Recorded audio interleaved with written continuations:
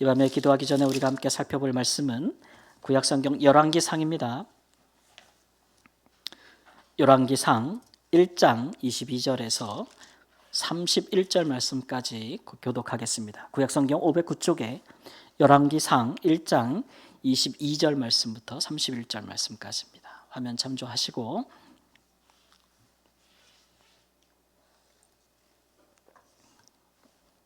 열왕기상 1장 22절 말씀. 밧세바가 왕과 말할 때에 선지자 나단이 들어온지라.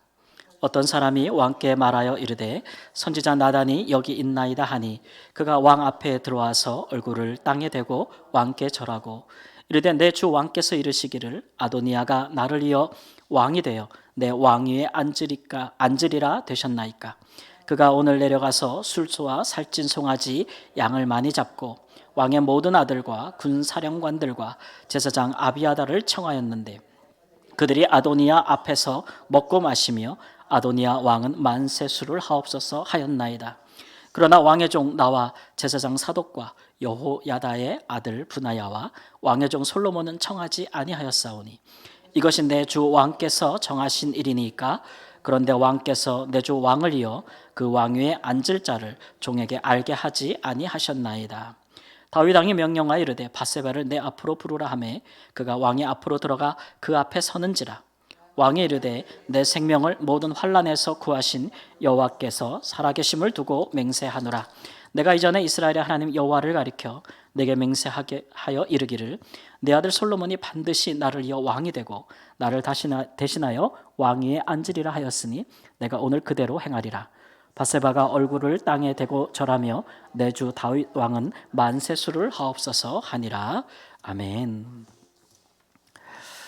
다윗 왕이 그 인생의 마지막 여정에 몇 번의 기도를 하고 있는데 우리가 이제 마지막에서 두 번째의 기도, 다음 주가 우리가 이제 다윗의 마지막 인생의 기도를 한번 살펴볼 수 있을 것 같습니다.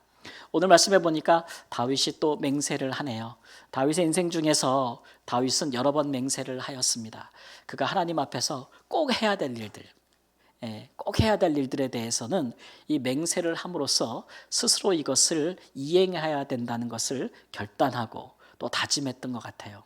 예를 들어서 그 사울 왕에게 그렇게 오랫동안 쫓기고 10여 년 넘게 그가 추방자로 도망자로 살면서도 사실 기회가 있으면 이 고통을 끝내고 손을 들어서라도 하나님께서 기름 부으신 왕 사울을 죽이면 자기의 그 고통이 끝날 텐데도 여호와의 기름 부으신 자를 죽일 수 없다라는 그런 것을 그가 하나님 앞에 실천하기 위해서 종종 맹세를 했거든요.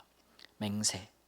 그러니까 맹세라는 것은 이렇듯 자기의 의지의 약함을 알고 그러나 하나님의 명확한 뜻을 알 때에 그것을 형편이나 상황에 따라서 내가 하지 못할까 봐 하나님 앞에서 맹세하면 또 그것을 실천하기 위한 결단과 의지에 큰 도움이 되기 때문에 이제 하는 것이라 할 수가 있겠습니다. 그러니까 다윗이 그 아들 솔로몬을 왕으로 계승하겠다고, 솔로몬이 그의 왕위를 잇겠다고 맹세하는 것도 그렇지 못할 상황, 그렇지 못할 형편 또는 다윗 자신의 의지, 그런 것들이 현저하게 있다는 것이 이제 의미가 되겠죠. 다윗은 왕이 될 때까지는 정말 하나님 앞에서 흠잡을 만한 일이 없을 정도로 하나님이 어떤 부분에 대해서 그에게 죄를 범하였다고 말하신 적이 없지 않습니까? 그러나 그가 우리아의 아내를 범하고 우리아를 죽인 이후로 하나님께 아주 큰 책망을 받고 그 죄에 대한 회개의 과정이 아주 고통스러웠고 아주 힘들었습니다. 그래서 그 모든 과정에서 그를 더 힘들게 했던 것은 바로 그가 사랑하는 아들들의 반란이었지 않습니까?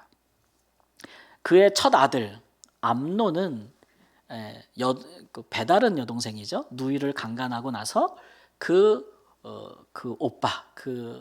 오빠로부터 살해를 당했지 않습니까? 죽였죠.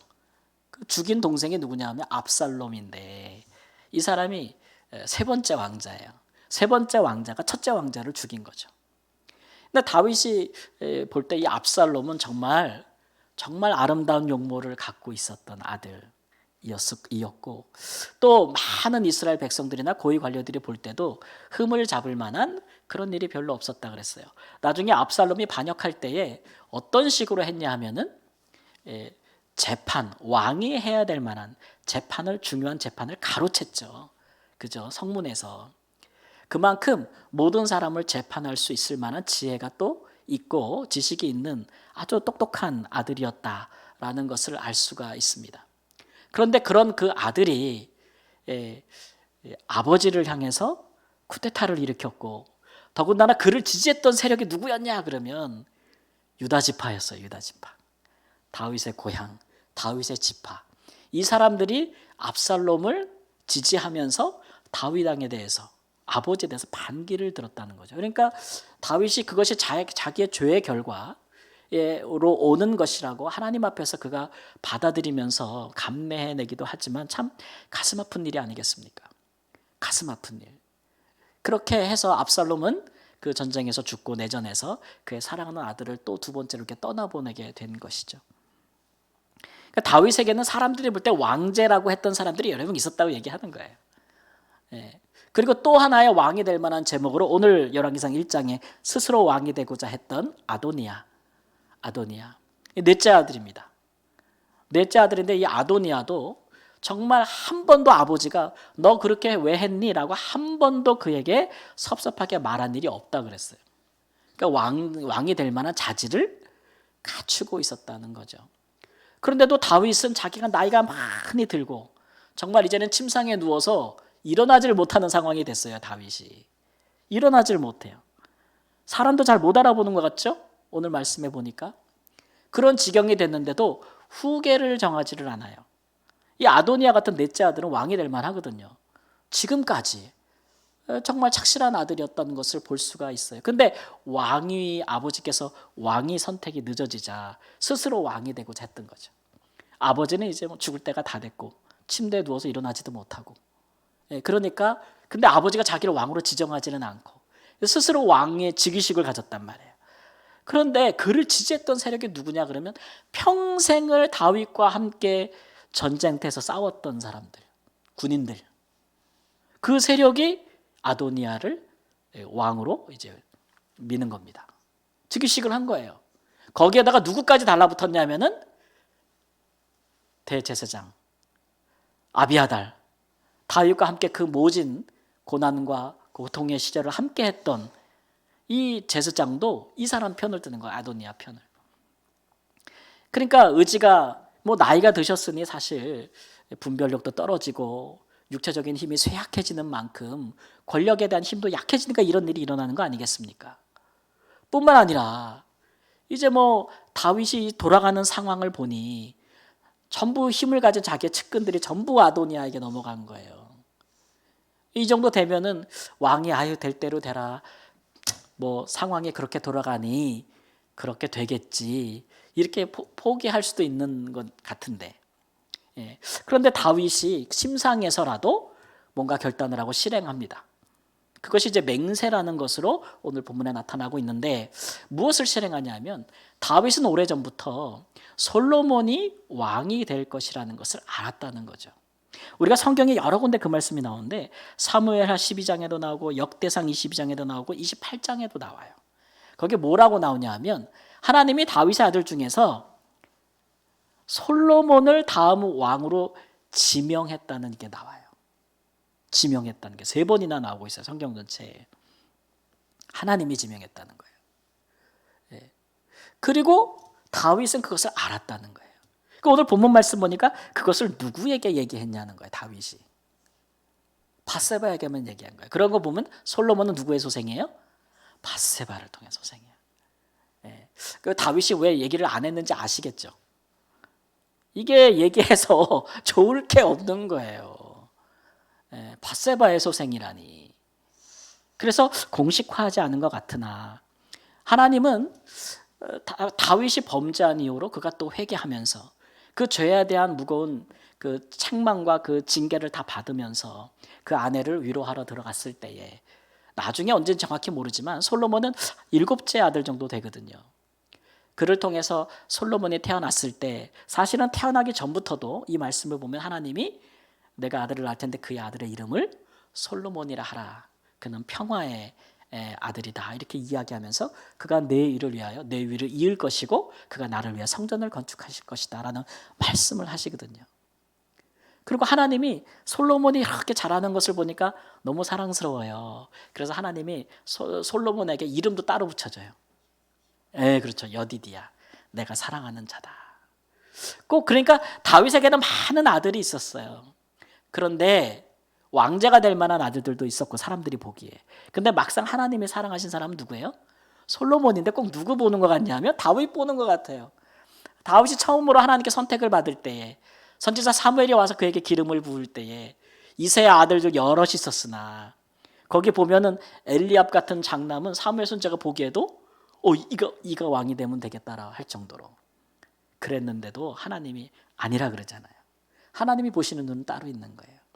하나님이 사랑하시는 자 솔로몬을 왕위로 이을 것이라고 하나님이 말씀하여 주셨고 다윗이 그것을 밧세바에게 알리고 간직하고 있다가 이 순간에 이제 그가 그것을 공식화하는 것을 볼 수가 있습니다. 다윗은 오랫동안 정치를 해왔잖아요. 그러니까 제가 볼 때 다윗이 이렇게 늦게 끌어서 마지막까지 끌고 있다가 이 솔로몬을 왕위로 임명하는 것도 다수가 있을 것 같아요. 사실 다수가 있을 것 같은데 어쨌든 자기가 하나님께로부터 받은 이 다음 왕에 대한 지명 이것을 그대로 실천하는 것을 볼 수 있습니다. 다윗이 일평생 이 하나님의 뜻을 행하고자 하는 마음으로 점철된 사람이잖아요. 그거 참 잘했던 사람이거든요. 상황이 불리하든 유리하든 나에게 그것이 유익하든 뭐 유익하지 않든 하나님의 뜻을 행하고자 하는 이스라엘을 구원하고자 하는 그 모든 것에 자기 인생을 걸었던 사람이에요. 그러니까 다윗을 향한 평가가 뭐냐면은 그는 하나님의 법도와 명령과 규례를 지켰다는 거잖아요. 순종의 사람이에요. 다윗이 잘한 건 그거예요. 순종하는 거 잘한 거거든요. 그의 인생의 마지막 순간에도 몸이 차갑게 식고 침상에서 일어나지도 못하는 순간에도 그의 영적인 영안은 열려 있어서 마지막까지도 하나님께 순종하는 모습을 볼 수가 있습니다. 제가 왜 이 말씀을 드리냐면 살다 보면 우리가 의지가 약해지는 순간이 오거든요. 그렇잖아요. 건강할 때 사람의 의지와 약할 때 사람의 의지는 너무 다르지 않습니까? 그렇죠? 또 상황이 나한테 유리할 때와 나한테 불리할 때에 우리는 여러 가지 계산을 하게 되는 것이죠. 그런데 그런 모든 것들을 다 넘어서서 어떤 순간에도 항상 나는 하나님이 내게 하라 하신 거, 하나님께서 내게 행하라 하신 일에 순종하겠다는 것은 대단한 믿음입니다. 당연한 거지만 굉장히 대단한 믿음인 거죠. 사실 다윗을 통해서 하나님께서 우리에게 요구하시는 것은 바로 그런 것이고 우리가 시편을 보면 다윗은 일생 그런 것들을 위해서 엄청 열심히 기도했다는 것을 알게 돼요. 하나님의 뜻을 실천하기 위해서 기도하는 거죠. 이게 우리가 이제 기도하는 굉장히 중요한 목적 중에 하나인데 하나님의 뜻을 이루기 위해서 기도하는 거예요. 기도를. 그게 우리의 기도의 가장 중요한 목적입니다. 하나님께서 기도라는 은혜 수단을 우리에게 주신 가장 중요한 목적. 주의 뜻을 이루게 해달라고. 예수님께서 제자들이 기도를 가르쳐 주소서라고 하니까 예수님께서 첫 번째로 가르쳐 주신 기도가 뭐예요? 주의 뜻이 이루게 해달라고 기도하라 그러잖아요. 이거 배워야 되는 거거든요. 기도에서. 왜냐하면 우리의 기도는 본능적으로 그렇게 향하지 않아요. 모든 기도하는 마음들은 다 우리의 뜻, 내가 원하는 거, 나의 소원, 그런 거를 위해서 우리가 연락에 기도하지. 정말 하나님 사랑하지 않고 하나님을 경외하지 않으면 그것보다 더 하나님의 뜻 이루어지게 기도 안 한다고요. 그러니까 기도에서 그 사람의 신앙이 반가름 나는 부분들이 바로 거기에 있는 것인데 우리가 신앙생활하면서 특별히 기도 생활하면서 그런 부분을 한번 넘어설 수 있어야 돼요. 적어도 저울을 좀 달았을 때 우리도 인간이고 몸이 있고 그렇기 때문에 상황이 있기 때문에 전적으로 하나님의 뜻만 구한다는 것은 우리 예수님에게서 볼 수 있는 모습이지만 우리가 소망하는 바지만 잘 안 될 때 많거든요. 그렇잖아요. 저울에서 이렇게 달아봤을 때 그래도 신앙생활을 하고 하나님을 사랑할수록 하나님의 뜻을 구하는 것이 더 이렇게 쭉 내려갈 수 있으면 우리가 좀 더 예수 그리스도를 쫓아가는 사람들이라고 할 수가 있을 것입니다. 그러니까 다윗은 그 일도 의지가 약할 때도 상황이 어려울 때도 그 일을 해냈다는 거예요. 그런데 그것이 그 사람의 개인적인 소양과 의지만 되는 것은 아니고 사실은 우리의 그런 삶들은 기도한 대로 되는 거거든요. 기도한 대로. 오늘 특별히 주목하는 부분은 다윗이 맹세를 통하여 그렇게 했다는 것을 우리가 한번 조금 생각해 보면 좋겠죠. 맹세라는 게 뭐예요? 걸어 놓는 거예요. 내가 맹세하지 않으면, 여호와의 살아계심을 두고 맹세하지 않으면 뭐 할 것 같으니까? 그렇게 안 할 것 같으니까. 그런지 않아요, 여러분? 그렇게 안 할 것 같으니까 그렇게 하는 거예요. 네. 예전에 제가 영어 공부를 이제 선교 나가기 전에 영어 공부를 해야 될 것 같은데 상황을 보니까 이게 뭐 다니면서 공부 좀 해야 되는데 학원 다닐 돈도 없고 그리고 선교 나가기 전까지 사역이 너무 바빠가지고 하지도 못하겠는 거예요. 상황도 그렇고 형편도 그렇고. 근데 선교 나가려면 영어 공부 해야 돼요, 안 해야 돼요? 해야 되잖아요. 여러분 가장 좋은 방법이 뭐예요? 아무리 돈이 없고 아무리 시간이 안 돼도 일단 걸어놔야 돼. 내 돈 들여서 영어 배우는 학원이라도 어디라도 딱 접수를 해놔야 돼. 그렇죠? 그러면 아무리 돈 없고 시간 없어도 없는 돈 내서 없는 시간 내서 걸어놨으면 그거 가야 돼, 안 가야 돼요? 아까워서라도 가야지. 운동하기 싫어하는 분들, 운동하려면 뭐 해야 돼요? 예전에 우리 딸이 한국에 있을 때 엄마가 맨날 살 빼라 그래도 먹는 게 더 좋은데 그게 되나? 잘 안 된다. 그러니까 자기가 하기는 해야 되겠고 그러니까 걸어놓더라고. 자기 없는 돈 열심히 알바해서 벌어놓은 돈으로 쪼개서 걸어놔요. 그러면 돈이 아까워서라도 아침에 눈을 뜨고 오만 가지 죽을 상을 하면서 가는 거야. 일단은 돈이 아까워서. 또 안 가면 돈 내고 안 간다고 욕먹잖아요. 그러니까 가야 하게 되더라고.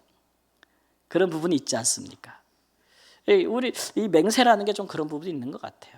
우리의 연약한 의지와 상황을 뚫고서라도 하나님의 뜻을 행하겠다 하는 어떤 일종의 서원 같은 의미가 담겨 있는 것이죠.